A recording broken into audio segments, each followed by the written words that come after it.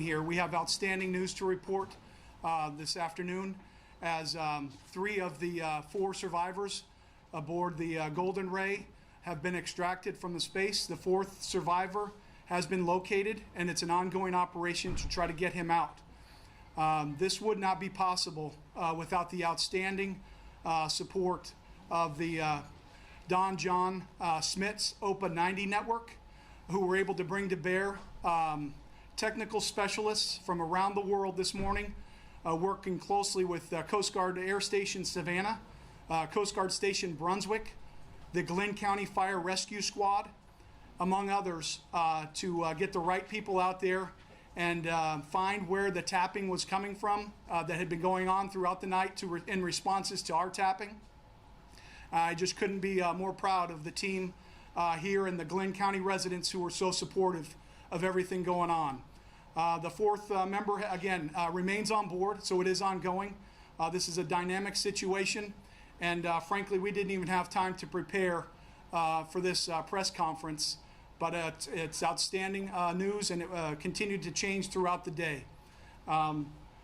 While this is only the first part of the Golden Ray and the St. Simon Sound incident, there remains a lot of work to do. Threats to the environment, hazards to people, and to the economy through the Port of Brunswick are continue to be addressed through a unified command headed up by Commander Norm Witt, the state of Georgia, as well as the responsible party. And I'm confident that they will continue to attack those threats with the same vigor that got to us finding the relatively good for having spent close to 34 or 35 hours in the conditions they are in. And they are being treated by emergency medical services at Glenn County, and we should have better information on that. But at least 2 were very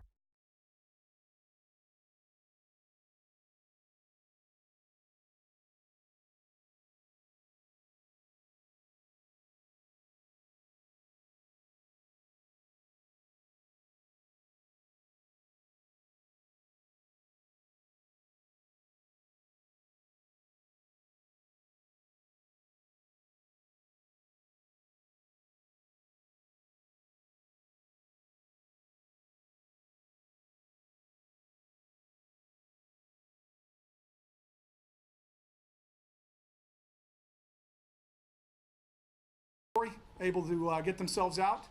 And then the 3rd one. Same area, the 4 of them, it sounds like they might not have all been in the same area. And did they have access to food or water?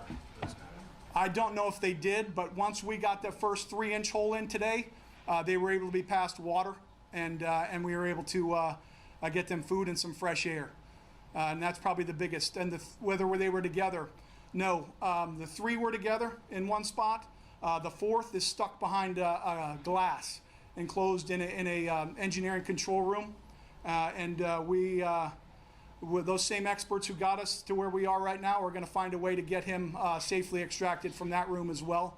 And he unfortunately has not had the access to fresh water or food that the others have at this point. So we'll continue to press forward. How big a hole was ultimately drilled to get you stuff out? Do you recall how big that was? About 2 feet by about 3 feet, and it was done in 3-inch increments. So it was like connect the dots.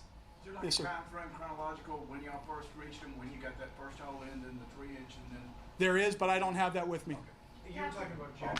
You're saying. 1 second. Oh, sure. Sorry about that, SBS. Can you talk about age, gender, and roles on the ship? No, I can't talk about that right now. Captain, how did it feel when you first discovered they were alive? It was outstanding. When I heard the news this morning that we had tapbacks throughout the night, I think that really motivated the team here from the Defiant Marine, who was leading some of the groups on board, as well as the team from Vertical Safety and Rescue. Those guys were motivated this morning, and the team from that delivered them on board, I think most of you saw that as the air station delivered those guys out there. They were charged up. And knowing that the people were alive made all the difference. And knowing where to go on a ship that's 600 plus feet big, where to go was an outstanding job by the engineers last night and the salvage team putting that plan together. Any idea how long it will take to get the 4th member out? No idea yet. Can you talk about the weather conditions? It's really hot out. How hot is it inside the ship? And are Yes, they keep I can't, I know it's a lot hotter in that ship than it was for us on the outside, and I'm sure on the outside it was probably pushing 120 or more, based on what they were feeling. You saw we had rigged some shade for the crew out there, but that even is pretty unbearable at times. But consider the people inside who've been dealing with the conditions they had for the last 30-something hours. They have some language barriers, but did they have any messages for those who actually helped them out? I'm sure they're going to have plenty of messages, and I have not heard about messages being passed back yet. Can you tell us?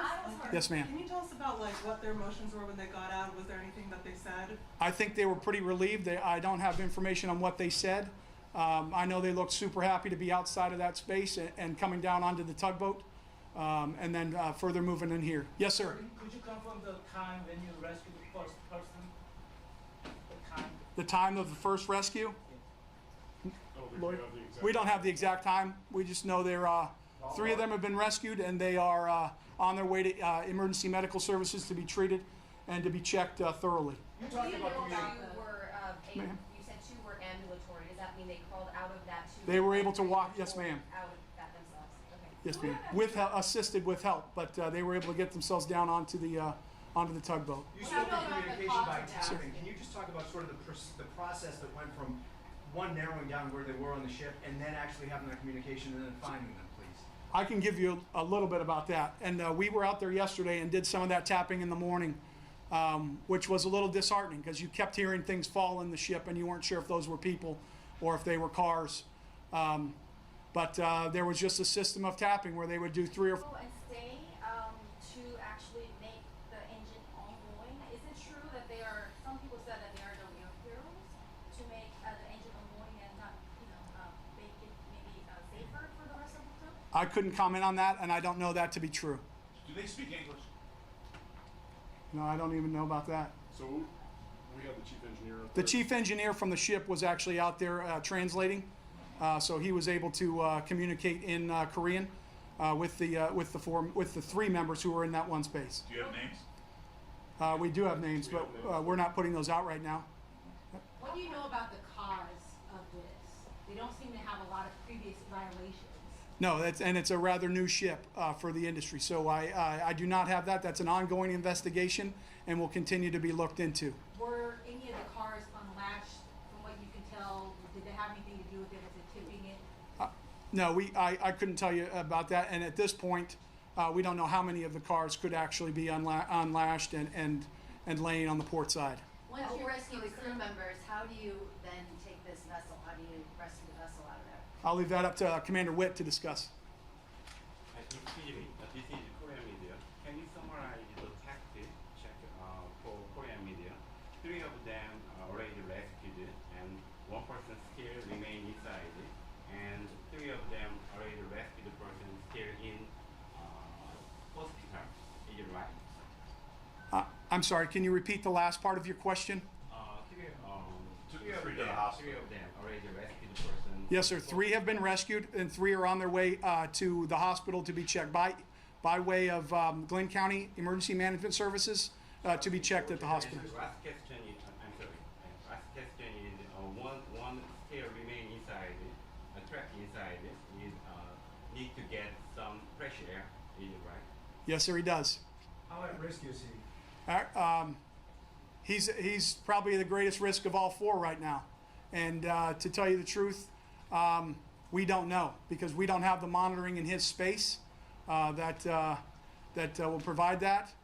We are trusting that the ventilation that may be in there that is meant to be there remains intact, and we will have more information on that soon. How far is he from the location where you got the 3 others? I don't have that exactly. I believe it was 1 deck, but when you're talking decks now, the whole thing is turned on its side. But we know they have seen him. So we'll have. How thick I was want the to get, hull? if I can we get back to that other question regarding you got time for one salvage? last question. Yours was about. Yeah, so after you recovery. rescue the crew members, how do you extract that vessel? Yes, ma'am. So, as the captain mentioned, we have some concurrent operations going on. Obviously, the priority at this point is still the rescue operation, but we're also still moving forward with salvage plans, and pollution mitigation response.